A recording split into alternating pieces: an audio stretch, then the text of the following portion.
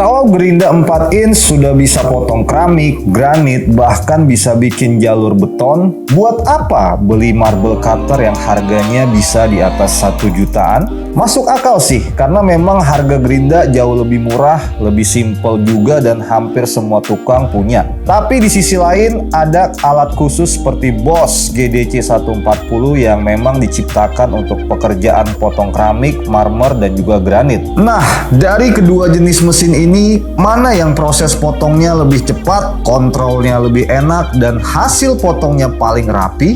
Oke guys, kita masuk pengujian pertama, adu kecepatan dan hasil akhir untuk proses pemotongan keramik ya.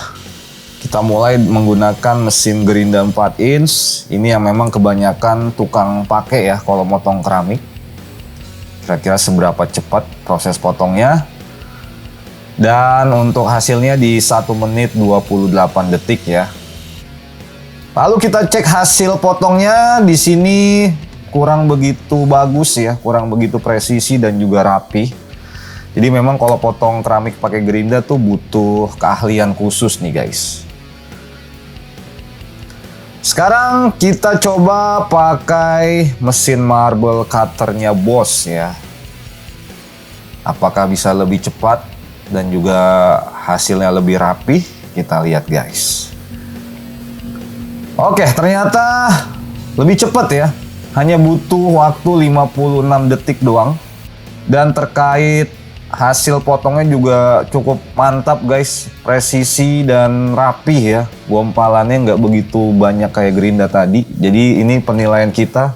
Kecepatan 8, kestabilan 9, dan hasil akhirnya 10 ya. Selanjutnya kita masuk pengujian yang kedua, adu kecepatan dan hasil potong di beton K200 ya. Di sini kita akan membuat jalur pada beton ini guys.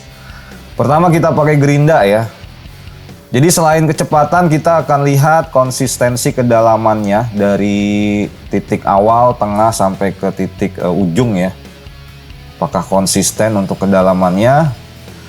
Oke, untuk Gerinda butuh waktu 2,6 menit ya. Dan terkait konsistensi kedalaman ini bisa dibilang tidak konsisten ya dari titik awal, tengah, dan akhirnya ya. Jadi terkait kecepatan kurang lebih kita nilai 3, kestabilannya 4, dan hasil akhirnya 6. Sekarang kita coba pakai marble cutternya Bosch nih.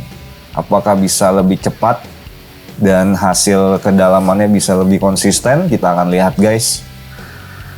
Oke, untuk marble cutter ini hanya butuh waktu 58 detik untuk membuat satu jalur ya. Dan terkait titik kedalamannya ini benar-benar konsisten di 31 mili ya guys. Dari awal, tengah, sampai akhir ya. Jadi terkait kecepatan kita nilai 7, kestabilannya 10, dan hasil akhir 9. Mau beli alat teknik lengkap dan terpercaya? Ya di teknik.com dong. Ribuan produk teknik, semua original dan ready stock.